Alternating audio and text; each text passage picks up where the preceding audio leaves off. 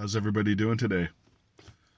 Today I'm going to talk about energy vortexes. If you know anything about those, you see it looks like if you look straight down a whirlpool or where your sink drain is when the water starts draining down, it looks like that when you look dead on it. And it could be in the sky or it could be along the horizon. They show up in like great many areas, even in water in the oceans and stuff. They have these whirlpool vortexes. But the ones that are more obvious energetically are the ones on in the sky, right? Because the air is not supposed to create one of those. Um, and what those are is sometimes they could be great, like many things, depending on how big they are and the power and all that stuff. And even the Earth has energy vortexes. You may not physically see them in the ground and stuff, but they're there. And places like Sedona, I live in Arizona, so Sedona has a lot of small micro vortexes, and that's if you go up there, they have a whole class on this up there, and you can go on the websites and check them out. But the willow trees, I think they're willow or wicker. I'm not sorry, I'm not good with the biological studies of plants, but the trees literally grow in twists. So it looks almost wicked because the trees grow in twisting because those vortexes, the tree is growing to follow those energy spirals basically. And the ones in the sky and stuff, they could be portals to another dimension, or they could just be visible signs of negative and positive energy. And to speak of that, like I told you, Sedona is a place that has the Sedona and Grand Canyon area. There's a vortex, kind of a vortex there that's quite large. And the one that's interesting to me is the one that Japan is central to the biggest vortex on the planet. And it's interesting because Japan is like an extremely beautiful country, right? They do get tsunamis and earthquakes and stuff, so bad stuff can happen there energetically, but there is a positive. It draws in positive energy at a great abundance. This is even recorded apparently by scientists, and I don't know if that's why their culture is the way it is, or like I should say their old culture, not so much the new stuff, because the new generation is the culture is internet. We have an international culture now because of TV and stuff. But like the Japanese used to dedicate themselves to mastery, so their craftsmanship and quality control on stuff they make is like par none. It's just phenomenal. With their woodworking, samurai swords is a great example. No one can duplicate those unless they're trained properly, and it takes I think 48 to 72 hours just to even forge one, and it takes 2 weeks to sharpen. And the Japanese believe those blades are they. I don't know where it is in the process, but they believe they're alive and they have a soul because literally, and this is a recorded thing too. The swords actually vibrate. They put the scientist that did a study on it. They put this instrument against other swords made around the world at different periods of time, but the samurai sword for some reason vibrates at a very high frequency. Nothing, not even close compared to anything else. For basically just a piece of metal, it's way off the charts compared to everything else. So that's why they have a soul, because literally the blade is alive, and there's only a couple like sword master makers on the planet left. I think there's like 2 left in Japan that are still alive, and I don't know if they had an apprentices or whatever. So samurai sword making might be the old school ones that I'm talking about might be extinct after 40, 50 years. But going back to Japan's stuff was like when they make their food, their clothing, all that stuff is crafted at a very, very high level of mastery. And I don't know if that their culture is based because of that positive energy vortex that's coming in. Now, every country has their own problems with their culture, right?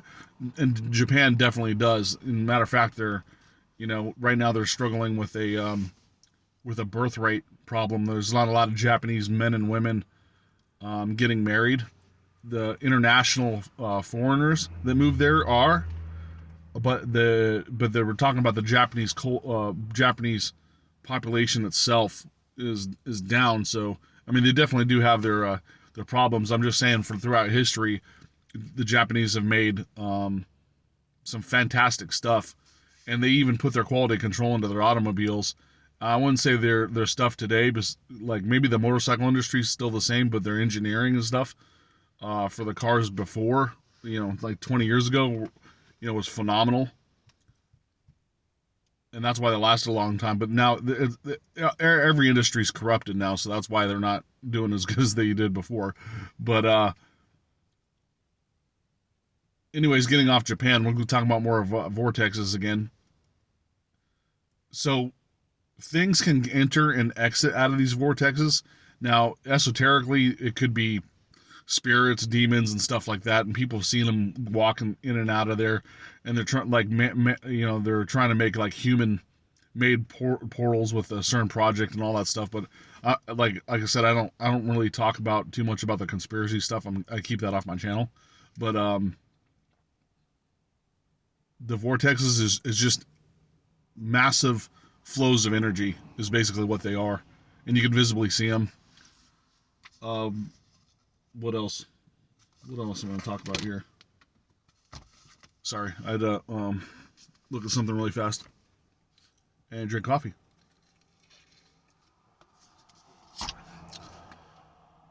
So there's a term that goes around called the chosen ones in metaphysics. I don't necessarily like that term.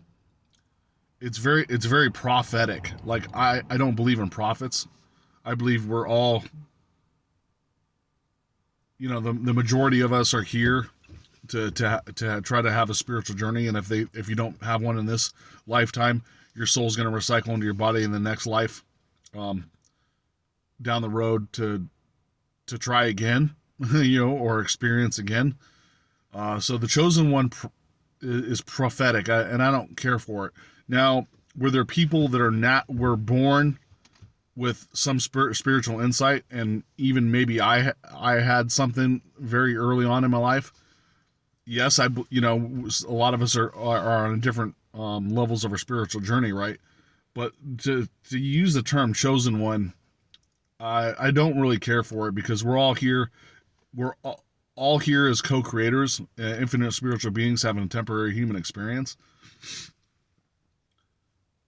So that term is not, it doesn't, I don't know, it just doesn't sit well with me. Maybe you can write in the comments or email me what you think about it. But yes, is there people that are out there that are supposed to be teaching this information to you?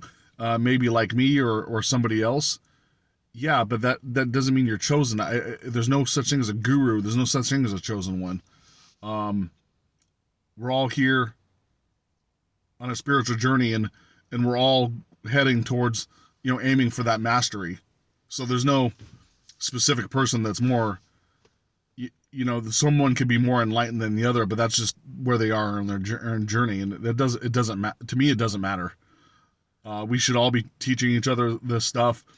Our morals and ethics are all different, of course, but they should be somewhat aligned to where, we're not just like harming people for no reason, that type of stuff. Sure.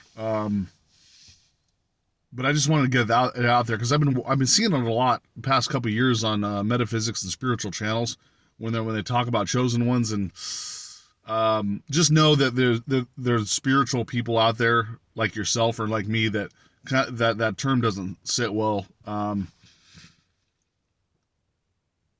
We're all here doing the same journey, so just know that it's not just an arrogant statement amongst everyone that practices metaphysics. So, in talking about going back about vortexes and energy states, so if you look at a human being, and this is kind of like when you're looking at their aura, like maybe sometimes their aura or even the Earth panned out, there's an energy field that cycles it. It looks like the infinity symbol. They call it the Torah. And if you turned an apple sideways, you know how the apple shaped, the way the apple shapes, that's a Torah. And the reason why that the apple grew into that form is because the apple was shaping itself into the apple is a physical manifestation of that Torah energy field. There's other fruits, of course, that in tomatoes and stuff they get that same shape. It's not a coincidence, and the Earth has the same energy field around it. And what it is, and you've probably seen this before. It's the infinity symbol. The infinity symbol is the mathematical representation of energy field. It's a sideways 8. And they use it in math and say, oh, it just means infinite, it means everything. Well, no, yes, it does mean everything. It means God. It means energy. It means energy fields. So when you're doing like a mathematical equation, you could just write the infinity symbol and that'd be the solution to it. It's like, yep, that's God. Yep, that's the universe. And even all living things have the figure 8 energy fields going around them. If you could physically see it, it cycles like a giant infinity sign, in and out. And the heart chakra, when it's spinning and stuff, the energy spins and stuff, is forming those in like multipliers, like thousands of them, spinning in multiple different directions, like a gyroscope, spinning at a very rapid pace. And I don't know if all energy fields are like that, but the one around Earth, the north and south poles, that's where it goes in and out of. That's how it figure 8s. And that's why those north and south poles are there. The magnetic field's cycling around in and out like this. So that's a type of vortex, because if you actually looked at it from the top down, it would look like a spiral. You're only looking at it from the side, so you think it's just going in like this. But remember, we're in 3D space, so all the way around, it's sucking in every direction. So it's probably spiraling in. So that's all I wanted to talk about today. If you wanted to talk more about this, I didn't go in great detail about vortexes and what people have seen and stuff like that. Just know that in auras and energy states, that vortex and those energy fields are here, and they're around all living things as well. If you could visibly see energy that good, then you would notice it. And thanks for watching. I always appreciate it. And take care and have a nice day.